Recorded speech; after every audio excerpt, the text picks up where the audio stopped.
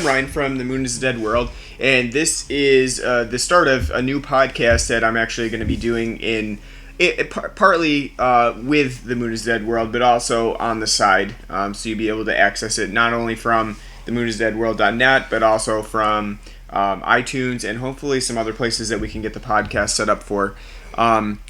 I'm here with Chris Martin, who I normally refer to just as Martin. Hello.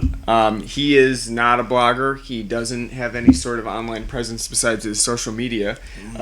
So other than that, he just kind of frequents forums. He's also a geek like me, although not in the same sense. He's not really into the whole horror genre as much as I am. More so, he's into cinema in general. Wouldn't you say? Yeah, cinema, sci-fi, anime, bunch of other different things. So that's kind of where he comes in. And I thought I'd bring him along on the podcast because I think it's kind of important to have someone that's not really into the horror genre as much, but who can also give some commentary on the movies that we've been watching. And I like hanging out with him, so that's also a plus. But right now, we decided to do a podcast and call it Blood and Black Rum because we're obviously playing off of the Mario Bava hit Blood and Black Lace, which kind of is a throw out to all those Giallo fans. No idea. Yeah, Martin has no idea. And to be honest, I perused a bunch of, because I wanted to pull from Giallo, I perused a bunch of Giallo movies beforehand to see how we could incorporate not only my interest in horror and what this podcast was going to be about, but also my interest in drinking and our joined interest in drinking. Black rum is delicious. So today, actually, we're kind of cheating. We don't have black rum with us today. That's more of just to make sure that we can play off of that title. But what we have today is some shandies, Line and Kugel's Summer Shandies, thrown out there. Also a Labatt Shandy, which is also very good, I would say. Not as bad as I thought it would be. And we've also got Amagang, which is repping our local area in Cooperstown, New York. We've got an IPA from them, which they're just starting to do, and it's very good. I would say it's got a lot of hops to it, so if you're a fan of that, then definitely check them out. So now that we've got the title out of the way, that's kind of the first thing we wanted to... I didn't really want to explain it because if you're a horror fan, obviously you're going to get the reference. Or if you're a simpleton like me, you'll just be like, well, that sounds cool. Sounds cool. It does work. And originally we're going to have something with rye whiskey in it, but that didn't really work out that well, to be honest with you. There's nothing that we could really pair rye whiskey with where that would really flow. I mean, what was the one thing I offered up? It was like 9... it was like the killer reserved 9 rye whiskeys or something like that. It was just not working out the way that it should. Martin was quick to point out that's really fucking long title, so obviously it's not something that we wanted to go with. It's too long to say. 9 ryes to drink itself would be too taxing. 9 ryes would be intense. I think you might have to call a doctor after that. I think you would. I think we would have to get somebody here to... check your liver. Yeah. So anyway, on our first episode, we wanted to... let me just say that at The Moon is a Dead World, I'm fucking rolling in movies right now to review. I mean, I've got a shit ton that are just like hanging out in my room, in my office. So I definitely wanted to choose something that was some... Wow, Bart, are you okay over there? But I wanted to choose something that I could cover from what I had to review. And so Martin is a big fan of spaghetti westerns, just like I am. So today we're not really covering anything horror related. We're sticking with the Italian theme though. We're doing spaghetti western. It is. So we're covering Man, Pride, and Vengeance, which was released by Blue Underground on Blu-ray not too long ago. We're a little late on this. I think they released it like a month ago, and they're always putting out quality releases. So today we're taking on Man, Pride, and Vengeance, also known as With Django Comes Death, because it has Franco Nero in it. And he plays the main character of Jose in this one. And if you know anything about Django, you can just forget about anything that you know about it in Man, Pride, and Vengeance because it really has nothing to do with Django at all. No, he doesn't show up at all. It's basically there for namesake alone. try to draw in viewers. Like if you are a hardcore spaghetti western fan and you know like Django films, then you'll be like, oh, might check this out. Yeah. And, otherwise, and with the release of Django Unchained, obviously playing off that too. Like recently, when Quentin Tarantino did that not just a couple of years ago, kind of not revised spaghetti westerns, but brought a light back to a genre which the western is for the most part kind of a dead genre in cinema. You see some films every now and then pop up, as a western, but they're nowhere near as prevalent as they used to be back in the 40s, 50s, and 60s. So definitely not, which is unfortunate. I mean, the closest that we have now, and you would think that with television revival coming around, there would be more sort of Western types on TV, at least with how much horror has blown up on television. Yeah. We're really not getting that much of it even on TV. We have Hell on Wheels, which is really about it. Oh, the only thing I can really think of. And I mean, obviously beforehand, we had on HBO. On HBO we had Deadwood. Yeah. But other than that, and I guess you could say Justified in a way, Timothy Olyphant, going from Deadwood to Justified, it's still kind of got that spaghetti western. Well, I wouldn't even say spaghetti western, but just western in general feel to it. But other than that, it's really not that represented. As a genre at all. It's not anymore. Become very niche. It's and the biggest Western thing to come out in the past 10 years, half decade was Red Dead Redemption. Yeah. For which probably sparked a lot of interest in what old Western spaghetti Western films. I would say that. Other than that, big for us too. Yeah. We both logged a lot of hours in that game, but other than that, it's probably the biggest thing to happen. That and Django Unchained are probably the two biggest things to kind of happen in the Western genre. But other than that, most films that come out in that genre are very, very kind of under the radar films. You don't really see anything. Not too much. I can't even really think of any recently, but I think. What was that? What is the Jeff Bridges one that he did? True Grit. True Grit, yeah. Yeah, the remake of True Grit. And that was pretty good. I saw that back a while ago, probably a few years ago. But that was pretty good. But other than that, I don't. I think. Well, not only because it was that a good film. I think it more had to do with the star power behind it. Matt Damon, Jeff Bridges. If if it was just like if you take guys like that out, it's still going to be a good movie, yeah, but I think, it would fly definitely much under the radar. Plus, it was, waving the banner of True Grit, of one of John Wayne's most famous films, so yeah, I think that helped. That definitely helped, but I think that it definitely had it definitely had what people were looking for in a Western too. I at least what I thought of it when I saw it. It's been a while since I've seen it, obviously, but I thought it was pretty good. And obviously, you can't go wrong with Jeff Bridges in it. Mm-hmm. Especially in a hardened role like he was in. Mm-hmm. I agree. So let's probably start digging into... Yeah, we should probably... We're already 10 minutes in, so I think we... actually, that really segues pretty well into Man, Pride, and Vengeance, because we're 10 minutes into this podcast and we've barely spoken about Man, Pride, and Vengeance. Well, you can be 40 minutes into Man, Pride, and Vengeance and you've barely gotten to the plot at all. Yeah. So I think that really sums up what Man, Pride, and Vengeance is all about. It's very much... A very slow spaghetti western, even considering how slow spaghetti westerns generally are. Traditionally, a lot of spaghetti westerns are, very slow, very plodding. A lot of them do have a lot, long run times. Like, you just have to look at, the most famous of spaghetti westerns and Sergio Leone's films. They're very long, long. They're plodding. But compared, as we'll see when we talk about Man, Pride, and Vengeance, they build up to... a big climax. Yeah, they do. You could say they're plotting like a horse, and they're getting there. You definitely know when you start a Sergio Leone film that it is, it's going to start slow. There's going to be obviously a lot of eye contact, a lot of different shots of zoom in shots, eyes, and various things like that. And I think part of that too, going from a Sergio Leone film, is that that's going to be there.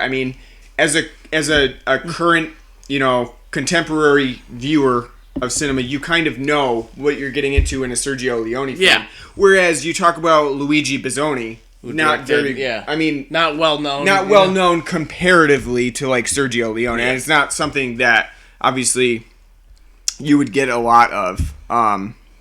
And I just think that right now we kind of know what you're getting into when you're watching a Sergio Leone film. He's very well known, especially defines basically the spaghetti western genre with his Man with No Name trilogy and Once Upon a Time in the West.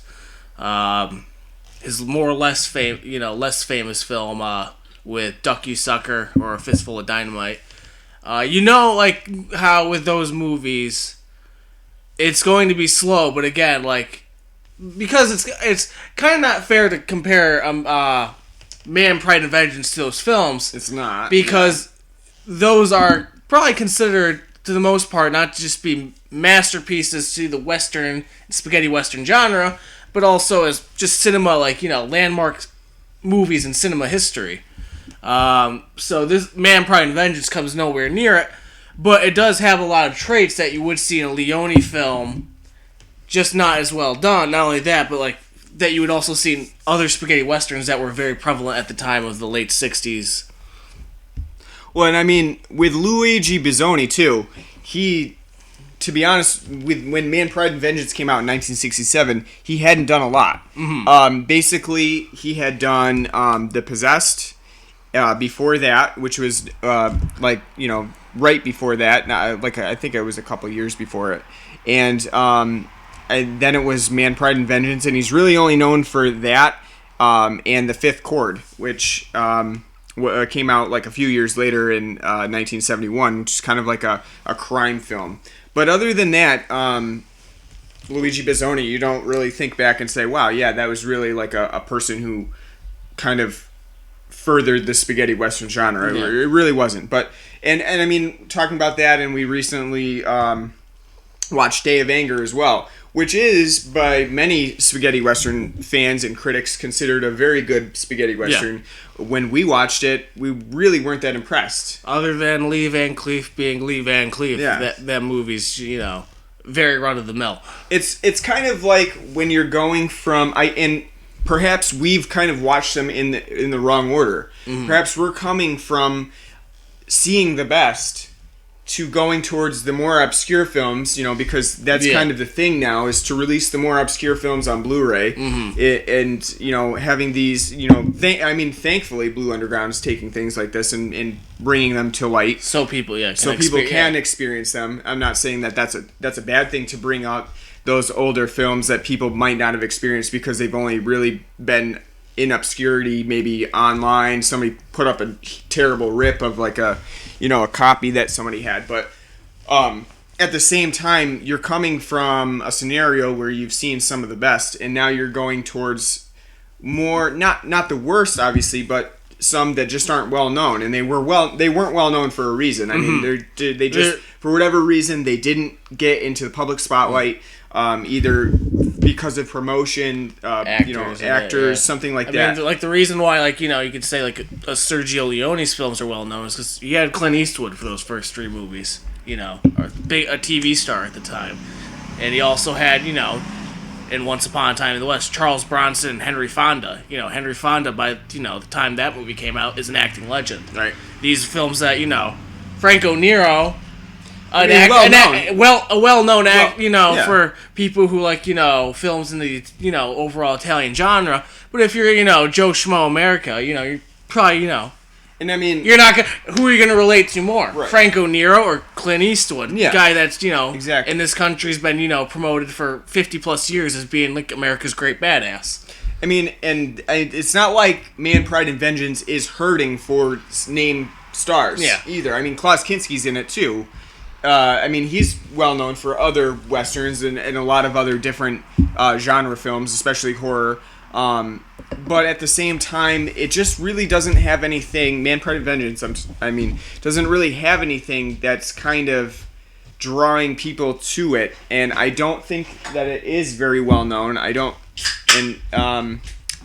Part of that is because as a spaghetti western, it is very slow, as we talked about before. It's a very slow spaghetti western, as Day of Anger is, and it's also it's a very different spaghetti western in that it's not about a gunslinger taking someone under his wing. It's not about vengeance. It's generally. I mean, it has vengeance in the title, obviously, but it's generally not about vengeance per se. Yeah, I would say this Man, Pride, and Vengeance is barely. It skirts kind of the spaghetti western tradition. It takes kind of the theme of it and applies it to what the movie's trying to do. The film is basically a retelling of the novella Carmen, that is also made famous as being an opera. Mm-hmm. So it's not set in a Arnold episode. Yeah, and the great made famous by that. The great Hey Arnold episode. That's how I know it. But it doesn't take place in America. It takes place in Spain, like in Carmen. I would say it's not really focused on like action and vengeance. It's more, as other reviewers have said themselves, it's more psychological, but at the same time, when it tries to go in that direction, it's not very strong in it. And I think that has to do with partially the overall story, the directing, and the acting, and it kind of hamper that direction. And so it makes for kind of just a more slower-paced, lackluster spaghetti western compared to, where others, would be slow paced, but at least, they're driving home to a point. They're trying to get somewhere at least with it. And, I mean, to be honest, as I was going through the film, starting, obviously, and I hadn't seen it before this. This was the first time I've seen Man, Pride, and Vengeance. So, for both of us. Going through it in the first parts of the film where Jose meets Carmen, it's a very slow sort of romantic build. He's part of the army. She's sort of a gypsy that's a dancer as well. Kind of known around town as a con artist. Yeah. I would say I'll give the movie props for taking an idea like Carmen and applying it to the spaghetti western setting. Yeah, definitely. It's kind of, you don't really see that often. Taking like a source material and adapting it. I mean, you've seen it before in other spaghetti westerns, like Ryan and I were talking when we were watching the movie. You see it in like A Fistful of Dollars. That's a remake, Sergio Leone's remaking Yojimbo. And when you see The Magnificent Seven, it's not a spaghetti western, but it's a very famous western that's remaking Akira Kurosawa's The Seven Samurai, who also did Yojimbo.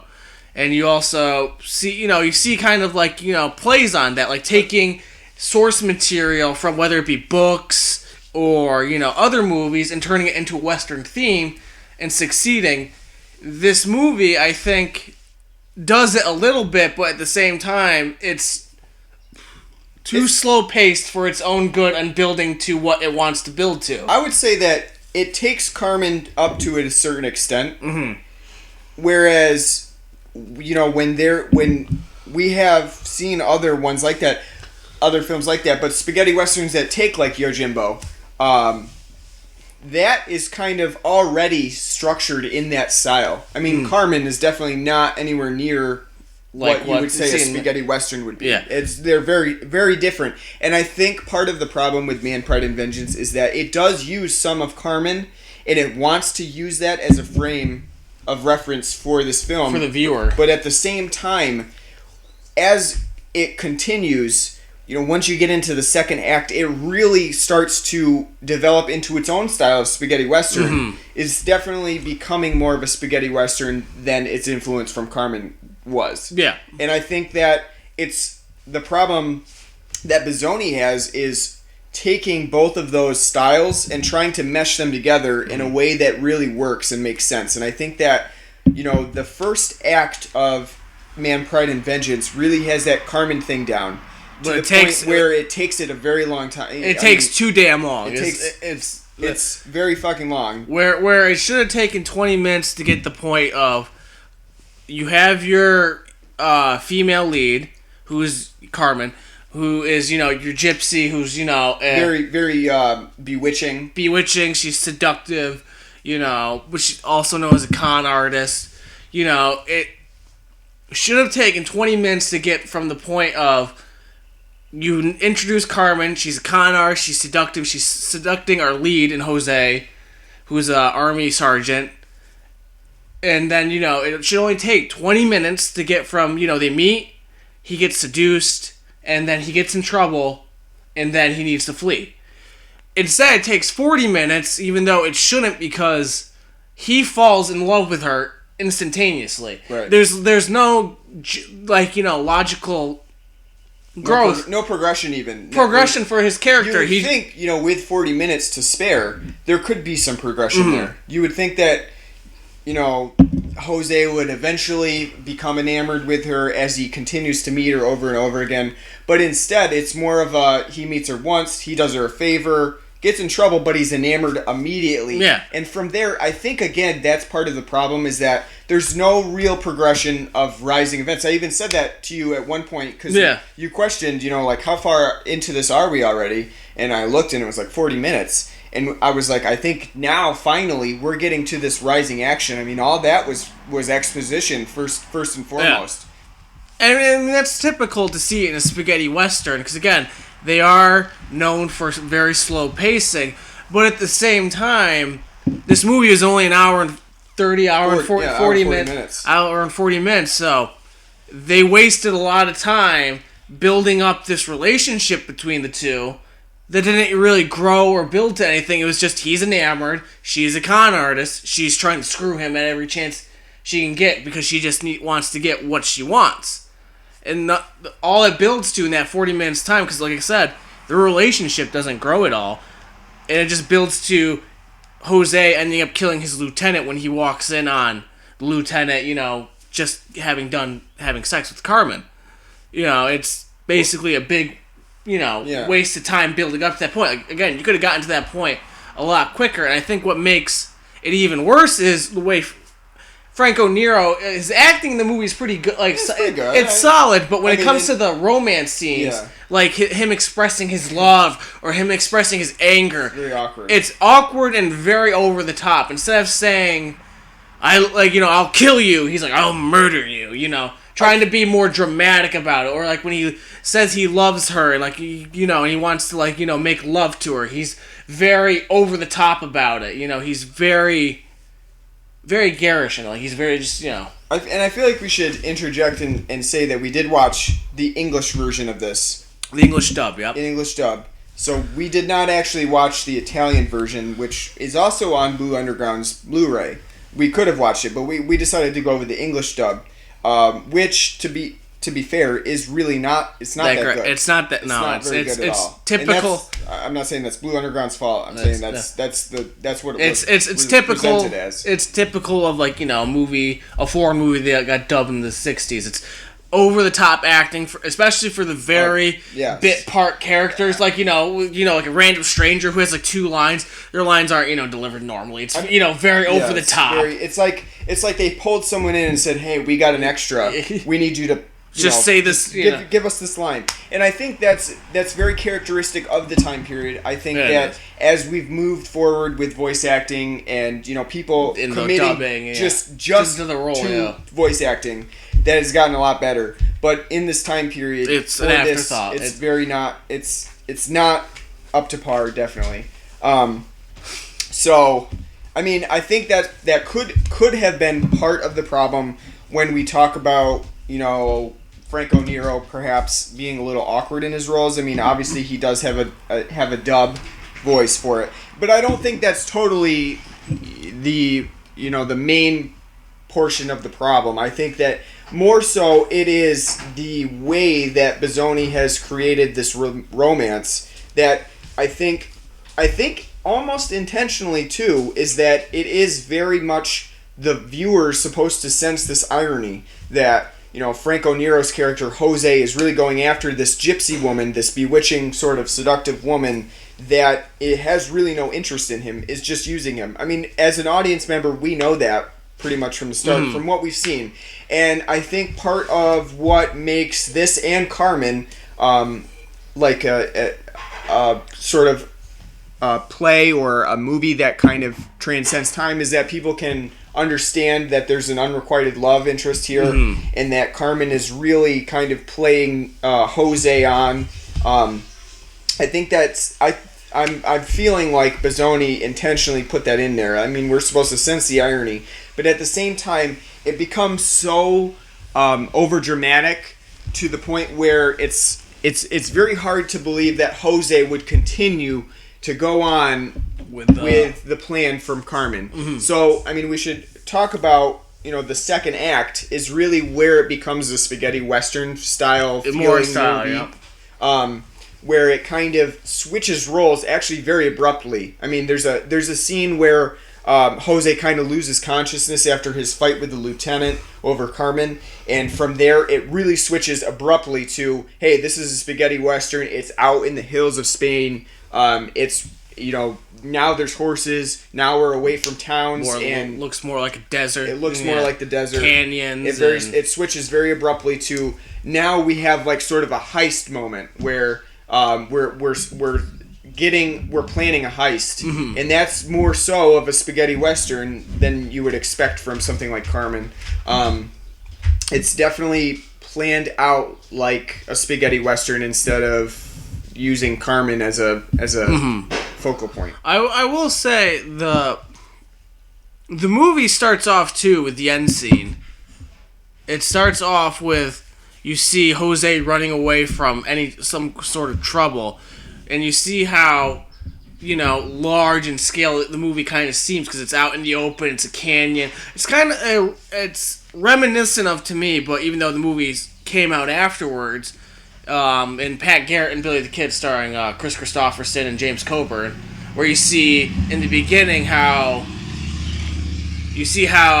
Garrett dies, later in his life, and then it shows everything else afterwards. That at least makes sense, right? Because you're building up to Pat Garrett's a rather famous figure, because he's a historical figure. It's not, he's not a made-up character. And you see how he died, and then how he lived trying to chase Billy the Kid. In this movie, you see how Jose's final moments are, how he's running away from trouble, and then it goes back to when he's a sergeant in the army in Seville, then how he falls in love, and then how he's all of a sudden, bang, he's out in the middle of the desert in Spain, now with Carmen's bandits, and he's just, has to accept the fact that he's a bandit now, even though he's somebody who also, which we forgot to mention, has always been moral. Orders. Yeah, he's followed orders and been rather moral in his his ideals are rather strict on how his moral code is. Yeah. And I mean, I do like that about Man, Pride, and Vengeance, that they've kind of made him into a figure where Carmen brings up that, can you follow orders all the time? You'll be following orders until they tell you to hang yourself. Which is true of Jose. He is a very follow orders type of guy. So they bring up his faults as well as his moralistic attitude. But at the same time, he really morphs really quickly into a bandit. Bandit. Rather quickly, because when we find him in the desert, it's been a week since he killed the lieutenant, and he's weak and he's trying to recover from his injuries from that fight. He rather quickly, with talking to Carmen's bandits, is drawn into this, pretty quick to follow through. It only takes them to say, "Well, you killed somebody. The police are looking after you. You got no other choice." Instead of trying to rationalize it out, he's kind of just like, "Okay." Yeah, and the idea basically is to steal money from a rich guy who's bringing basically gold into a city. And that's their whole idea, is to take this gold. And Carmen is kind of going along with the fact that she's Jose's basically girlfriend. And in general, it's unspoken, but it's very much that she's leading him on about that, so that he can steal the gold and they can kind of make their getaway to the new world with the money. Which is very briefly mentioned. The whole the gold plot is mentioned, because that's the whole point of the heist. The heist is brought up not in a lot of detail, but you get a sense of it. But this whole idea, which will later come in part into the movie, of going to the New World, meaning America, very briefly brought up, not really explored, and it's just kind of an out of the blue type of thing. For for the character's motivations to want to do that. That second act too, with the heist scene, is actually probably one of the most intense and exciting moments of the film, and it's actually it's a pretty good moment. I wouldn't say it's a great moment in spaghetti western history. I wouldn't say the cinematography is excellent, and we have Vittorio Storaro, who did Apocalypse Now cinematography as a cinematographer on this film, Academy Award winner. But I wouldn't say that he uses the spaghetti western formula to his advantage all the time in this. He's very much... It's very quick editing. It's very quick editing, especially in the chase scene. It's kind almost to the point where it's difficult to follow what's going on. I think it's all that kind of editing too is also kind of a style of the '60s. It is. The really like quick editing, moving zoom in, zoom out, quick editing. And the quick cutoffs of music. It's just like quick, like very. I look back, there's like certain like edits in like viewing that I can look back on from movies I've seen from like the 60s. One of which that will always stick in my mind, doesn't have anything to do with spaghetti westerns, it's a James Bond film, Thunderball, is at the very end scene when you see the boat, Bond's having to fight with the villain of the movie, Largo, on the boat, and it's very, like, the boat for no reason is like sped up 3 times faster. The editing's like just quick, jarring. You can't really follow what's going on. You got a green screen in the background. It's just, looking back now, it's very cheap looking, it's very chintzy, and it makes it very hard to kind of follow. And it's kind of the same with the editing in this particular film, Man, Pride, and Vengeance, is the editing and the cinematography doesn't fully grasp at times what's going on. They're too interested in kind of zooming in, zooming out, focusing on certain things. Like when I was talking about when they were showing Jose in the beginning, that the ending of him running away from trouble, they were constantly focusing on like editing, like Jose's running, then quick cut to the people chasing, then quick cut, there's the sun, then quick cut back to Jose, then quick cut to the sun, then quick cut, it makes for a jarring experience that makes it hard to follow. I can understand stylistically that they're trying to show kind of it's an intense situation, but at the same time, don't let the editing do that. Let the camera work and the acting do that for you. It's they use the zoom formula that you often see in spaghetti westerns, but it's so zoomed in that the scope of what's actually happening is kind of lost on it, because the camera tends to, in like the gunfight scenes, which actually in Man, Pride, and Vengeance there are not a lot of gunfight scenes, not at all. One or two, that's it. But in those types of scenes, the camera tends to act like the bullet, like zooming in towards the victim, which, it's an interesting idea on how to shoot it, but at the same time, it really loses because there's not a lot of blood in spaghetti westerns. It doesn't spurt out like, you would normally see in today's contemporary film.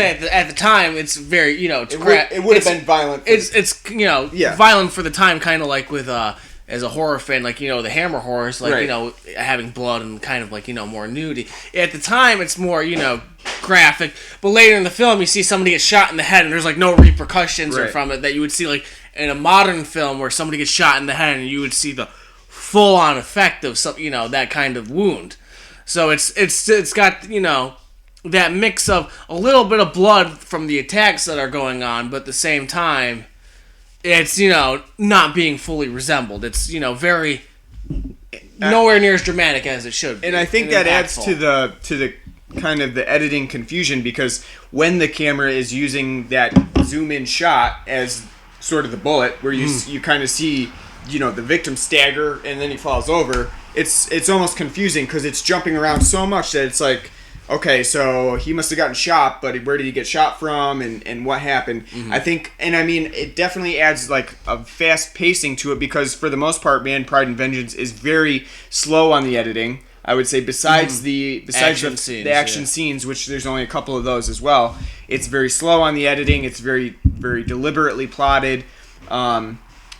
And so when we do finally get to that, it does kind of create like a jarring experience for it. But I would say that chase sequence is probably one of the most exciting that you're going to get in Man, Pride, and Vengeance. And I think that it did work well to kind of alleviate the sort of, I wouldn't say boredom, but the slowness of the first part of the film, segmenting the last part of the film where it's kind of coming to its climax. But and it still resolution. slows down again. After, it does, yes. After that, it still slows down. Granted, in the third act, there is more going on. There is a little bit more faster pacing to it, but at the same time, it's not as action. There's not as much action in it. And as I said earlier, it very barely kind of holds the spaghetti western theme. It's basically using it as a setting and a kind of style, but the story itself does not lend itself to being a spaghetti western because it's so kind of mild in its overall tone. It's not, Clint Eastwood walking around in a fistful of dollars saying, "Better make it 4 coffins." It's not violent. The closest that we get is actually the one character who's part of Carmen's gang, who is sort of like a Lee Van Cleef stand-in. Don Carlo. Don Carlo. Yeah. I would say is mostly the Lee Van Cleef stand-in, who's like the grizzled sort of guy. Old veteran, who's been, who knows. Sort of the alcoholic kind of guy. Yeah. He's kind of got his, his like tremors in there as well. But I would say that he is like the closest, and we actually really don't get to see him into any action really at all. I mean, basically, the film follows Carmen, it follows Jose, and very shortly it follows Carmen's husband, who's just played by Klaus Kinski. Yeah. But other than that, like the big gunfight in the movie is during that heist scene, and and again, a problem that kind of comes with that gunfight is the whole plan going into the heist of that carriage is that Jose's leading the plan. He's the one that comes up with a plan with it. He wants no violence in it to make it seem, discreet. And they get away with it, but then Klaus Kinski shows up and just starts shooting people. There's no explanation given. Just a criminal. Just he's a mad criminal. Yeah. And he just wants, to kill people. And then it goes to hell from there. But other than that, there's not really any violence, and the violence that happens in it, there's no real reason for it. It's just kind of, the plot kind of, Yeah, it needs it. It's expected. And, there's 2 sort of knife fights in it, too. Yeah. We have... They kind of bookend that main idea of the heist. They have, Jose fighting his lieutenant, which is also Carmen. Which is also really short, too. It's not like it's not pretty short, yeah. It's not like a long, drawn out fight. Sequence. It's a pretty short fight, ends relatively quick. Without any music at all. Actually, they leave that out. And then the second knife fight is with Klaus Kinski, basically over Carmen again. Mm-hmm. It's forcing Jose to make a choice over whether he and obviously the knife fight isn't just about the gold. For Klaus Kinski's character, it kind of is. Mm-hmm, but for Jose, it's more about Carmen. Mm-hmm. It's who has Carmen's hand, basically. So, again, we get a knife fight in that. You could say it's more personal, but in the scenes, I would say that the blocking is not as good as what you probably would see from a gunfight, just because... Well, not only that, because they shot it at night, too. Difficult. It made it very. It was darker, and the way it was shot, it made it very difficult to see. So unless you're sitting in like a dark lit room, no light around you, it's very hard to see and make out what's going on. You can just kind of see the very faint blue sky in the background. So other than that, you can't really tell what's going on. And again, that was obviously part of the film itself. That wasn't Blue Underground. No, it's Blu-ray. Not. It had nothing to do with because they did a great job with the picture quality. Yeah, no, the overall picture quality is very fantastic. And I wouldn't say that Man, Pride, and Vengeance is very colorful, but there are. It's not colorful in the same way that you would think of some other Italian spaghetti westerns. Mm-hmm. Day of Anger was very colorful with the reds. Bright, yeah. And but Man, Pride, and Vengeance doesn't really take advantage of that as much. But the colors that are present are very nicely, contrasted. It's a rather drab looking film. It is. The only thing that we really get is the red dress from Carmen at the beginning of the film, and there was another scene that I really liked with like kind of the fog rolling in as Carmen met Jose in the field trying to get her smuggle things into the town. But other than that kind of has like a purplish blue tint to it. But other than that, it's not really using that to its advantage. And I think that that's part of the problem with the knife fight with Klaus Kinski's character as well, is that it does only have the blackness and the night sky of the kind of blue behind it. It's very, very dark. And it's hard difficult to see. Yeah. I think one of the things we were talking about too when we were talking about when we were watching the movie was kind of the difference between this film and other spaghetti westerns and how they build up to moments like very famously, like as Ryan and I have over the years, we've watched several spaghetti westerns, and we've watched kind of jokingly at times like how they're like building up scenes in this long drawn out manner that specifically like Sergio Leone's meant for, but also the genre itself, how it's like long, it's drawn out, and even though it's like 7 minutes to get to the point, when you get there, it's great, it's awesome, and it makes sense. And so when we were watching the movie, we were talking about how some of the scenes in this movie are long, they're drawn out, but at the same time, point they're trying to get to is nowhere near the point that other films try to. It's depth. It's deep. It's more shallow, and it's nowhere near as fulfilling as a viewer. I think. So, like I was gonna say, like, what's one of the examples, like when we were watching like another film compared to this one? Well, I think we were talking about. Again, I hate to bring it up, but Sergio Leone's films. We have sort of a lead up where there's, there might be a stare down, and it might be a few minutes long, but at the same time, that it's going somewhere. There's something tense behind it.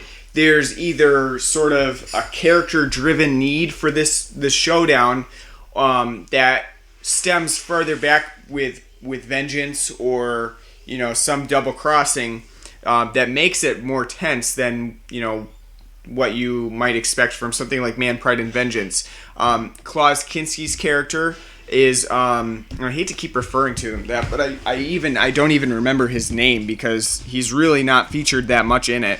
But Klaus Kinski's character is very shortly. He's not very characterized at all in this film. He kind of crops up about like an hour in, I would think. I would say about an hour in. And basically it's like a very quick reveal that, Carmen has a husband. And there is a good shot of basically Jose going, oh shit, what the fuck? Yeah. She has a husband. But other than that, his character, his name is Garcia, by the way, because I forgot it. I had to look it up. His character really doesn't have anything else going for it. There's no tension behind it. There's no... He's just a criminal. Another guy. He's a criminal. He got out of jail, and he's Carmen's husband. That's basically all we know about him. He's also kind of a dick. So that just makes it... which only... Like as Ryan was saying, that, he's a dick, he's a criminal, and that to Jose, because he's married to Carmen, that's like his only motivation. That's it. Otherwise, there really wouldn't be any antagonization between the two, because they've accepted each other into the fold. So if you didn't have Don Cairo tell Jose, like, oh, by the way, that's Carmen's husband that just got out, he would have been, gladly doing, And if you didn't have Garcia start the murdering, because that's what he does, there would be no problems. That's it. That's really all there is to it.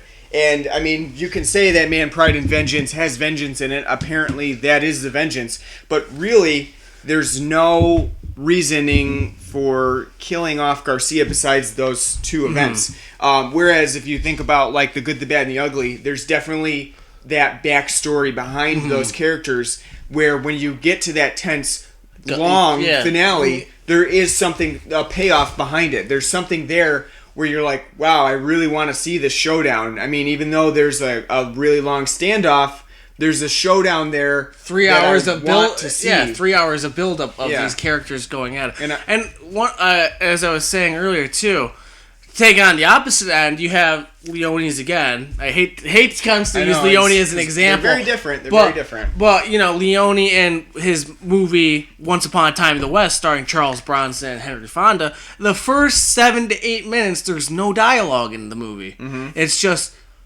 a couple of gunmen waiting at a train station for Charles Bronson to show up. And you have the way the film is shot, it's, steady. And the camera work, it's steady, but the way they shoot the characters, they shoot the train station, it makes you engrossed, and there's no music, there's just silence, you hear the whistling of the windmill, there's, nothing, again, and, it's subtle in how it does its things, it's, yes. building up to it, so when you get to Charles Bronson 8 minutes in, with no dialogue, just these people standing around, and all these different camera shots, you get that tenseness of the moment, and and then when you finally get to the gunfight, and it pays off. In this movie, you have all those trying to build up, as Ryan was saying earlier, tense moments with these camera shots and these quick reveals, and it just doesn't do it. It just does not do it as well. Where if it's even as a slower paced film, when it gets to its parts that should be emphasized, they're very quick to gloss over it. Well, I would say that Man, Pride, and Vengeance is really not that subtle. It really wears its theme on its sleeve, and it's basically a romance where one person is unrequited in it, mm-hmm. and we know it as an audience, but Jose does not. Yeah. And when we get to that third act, when we get to the last part where they've been successful in getting the gold, they have it. They're going to make their getaway to the New World. Mm-hmm. Carmen doesn't want to go because she's already onto this new con. She's already onto a new guy who has a lot of money because he's a bullfighter. Mm-hmm. And, instead of going on the boat with Giancarlo, Jose instead goes back for Carmen because he thinks that... Tells him basically to fuck off. Yeah, he thinks that Carmen is still interested, that she will go with him. Yeah. And as an audience member, we know that that's not true. We know that she's kind of moved on to a new con just because of what we've seen of her before. And it should be pretty obvious to Jose because we've seen the same thing that Jose has for an hour and a half. Yeah. We've seen it for an hour and a half. And it makes it difficult in a way to understand Jose's own feelings because it's very shallow. It is. Yeah, it's not like Carmen is doing a whole bunch of things to throw Jose off. It's not like she's very manipulative or anything like that.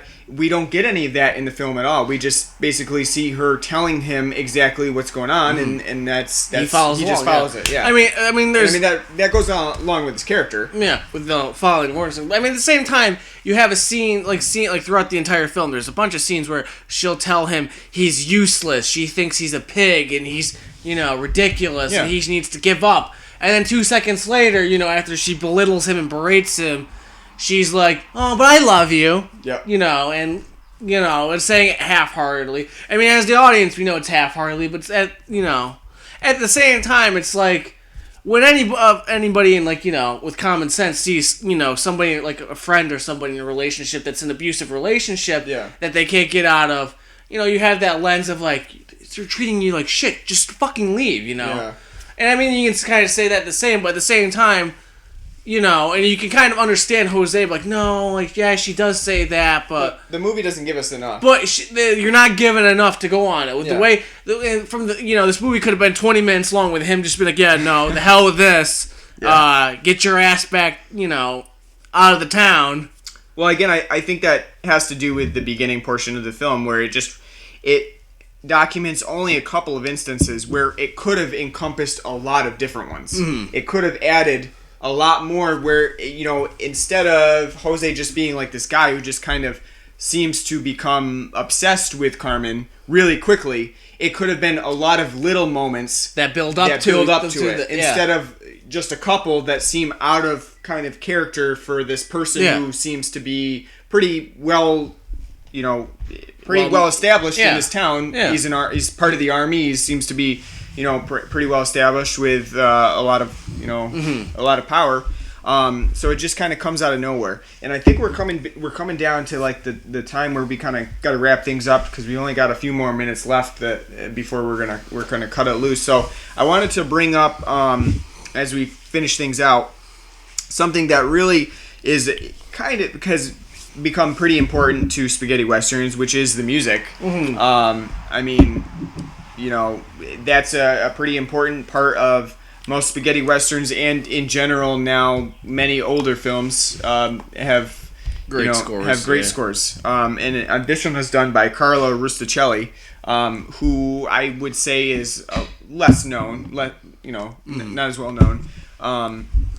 And we were talking about this before, where some spaghetti westerns generally they have a score that is very overwhelming, very melodramatic and bombastic. Doesn't fit the scene that they're being applied to. And I mean, that is the case with Man, Pride, and Vengeance. It does have some of those sort of stings of music where, there's a shot of the sunrise or the sunset, and it's, a sting of just hitting you with it. Of operatic, music. And the music itself, it's okay. I wouldn't say there's nothing wrong with the music. Yeah. I think more at times it's kind of the placement within the film that they use the music to try to boost the scene instead.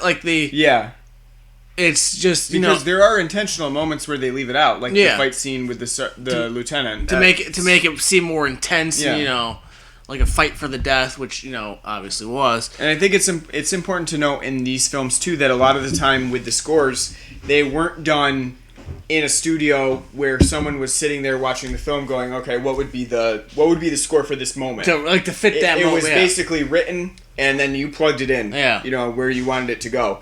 And I think that Rusticelli did a pretty good job. I would say a pretty good job. It's no like Ennio. Well, even still, Ennio Morricone. Yeah. I mean, like he's famous for the Leone films, but at the same time, like when we were watching Two Mules for Sister Sarah, which that one's is another spaghetti western, stars Clint Eastwood, and Morricone did the music. Very, very different. You would never think he did it. You would, and when you find out that he did do, you probably go, he's probably got a paycheck for this. That's all he cared about. Yeah. Yeah, I mean, it really depends too. I think it depends on a lot of things. I don't know. I haven't watched special features on Man, Pride, and Vengeance at all. I don't know exactly what went into the making of the film, where what was asked of the music at all. So that also becomes a consideration when you think about that. But, I mean, still, I think sometimes when you see too often them just like somebody riding on a horse very slowly in the background, the camera's zoomed out, and you have the sun going back, and all of a sudden you hear like dun dun dun dun dun dun dun. It's like that's not appropriate for the scene that's going on. Yeah, I think that's part of the thing about plugging in music where you just. I understand that, but I mean. I'm not asking every film to be like it's Star Wars, where George Lucas tells John Williams when he's composing the scenes, all right, watch the film when we're doing it, plug the music, compose and plug the music to fit this, scene. Yeah. I'm not saying that, but if you hear like, oh, okay, this is the music we have that he's done. Right. Oh, he's got this big bombastic piece. Let's plug it in this scene where this guy's just slowly, slowly walking or riding a horse, and it doesn't make any sense. Then that's problematic. That's really bad choosing, and it doesn't lend itself to the scene. Like you wanna, I think people don't realize how often, how much music plays an integral part to film, and how it builds certain scenes up, and how like it can kind of take you out of certain scenes. Yeah. And like I said, like earlier watching this film. Just watching some scenes where it's just them in the desert slowly walking and like riding a horse, and you all of a sudden just had this big music piece playing. It takes you out of it because it's like there's what's being built up here, nothing. Right. As you can just tell just from watching the scene, nothing's being built up here. It's just they just threw this kind of in here because they didn't want a 30-second scene of a guy riding a horse slowly through the desert. Right. Yeah, because it would have been long. Yeah. Would have been, but. Yeah, I understand what you're saying with that. But I think we're pretty much coming to the end of the podcast here for Man, Pride, and Vengeance. It's funny that, as a film that both of us kind of said was kind of just as a spaghetti western, it's kind of just, watch it once. It's okay, yeah. It's funny that we've gotten about an hour discussion out of it. Was actually pretty interesting, not just for this film alone, but for most spaghetti westerns. You can definitely give those kinds of which discussions, we'll do more which too. we will do. Yeah, I mean we'll definitely do more spaghetti westerns. We'll definitely do more more action oriented things too, because sometimes it's hard to put those into context in terms of like The Moon is Dead World, which is mostly horror in general. So when I review things like Coffee or Blaxploitation or things like that are more crime thrillers, or it doesn't actually technically fit into the realm. They're mostly more of just like the genre pieces that they don't really have a home in terms of like, this is just a drama or a comedy. Well, I was gonna say, to be fair, spaghetti westerns or like blaxploitation are rather small. Yeah, they're all very rather small genre compared to the overarching theme of horror. You know? Yeah, they are. So it's good to incorporate them, not only because they do kind of fit in, especially with spaghetti westerns with their Italian connotations. Definitely a lot of spaghetti western directors worked in giallo films. Dario Argento. Yes. But at the same time, they definitely share their elaborate titles. I would Yeah. But so we'll definitely be working more of those in. We'll be working more in the action pieces. Trying to take on some of the other things. I think we probably want to try to get to Terminator Genesis sometime when that soon. Comes out, yeah. Yeah, maybe this week or something like that. We'll try to get to that and maybe do a podcast on that. We probably will in the future be trying to get like a couple of films in, maybe into one podcast, because it is more, I don't know. It's just tougher to do one whole podcast on one film, because it just really it limits the listener base too. If you haven't seen the film, you don't really know what the fuck we're talking about. No. So, but I mean, it's still fun to listen. Which unless you're talking about like a well-known movie that's coming out, like Terminator Genesis, we could talk about and definitely. I would love, like I said before, like before we did this, I would love to talk about the new Mad Max. Oh, I know. I mean, I'm sure we could get like 2 hours out of that. Yeah.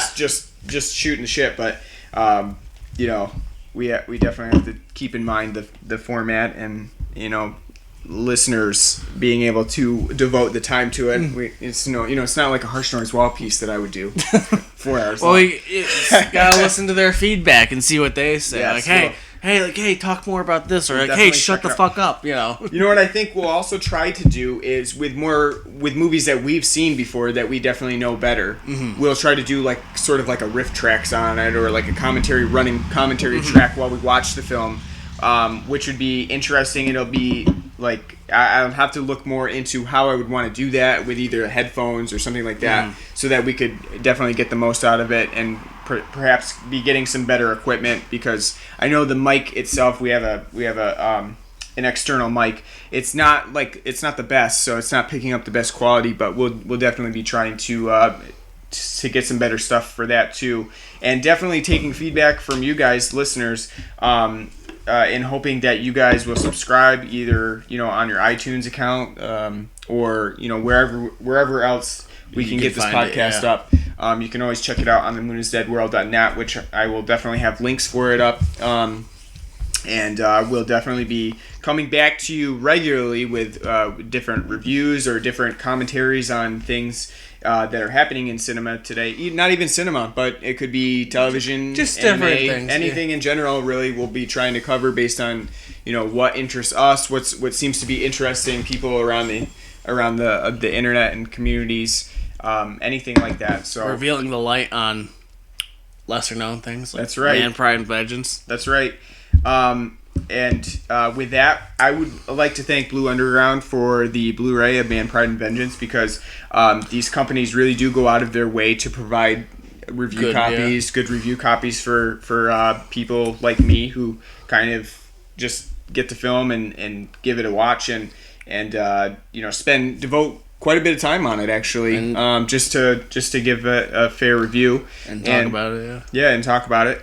So thanks to Blue Underground for that. They always release really good stuff, so you should definitely check them out.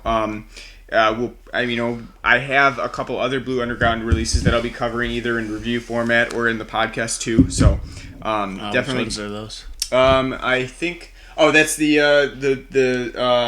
Mad Max and Escape from New York clones that are Escape from the Bronx, 1990, the Bronx and the Bronx Warriors. All of those I've got from Blue Underground because they do release these crazy things.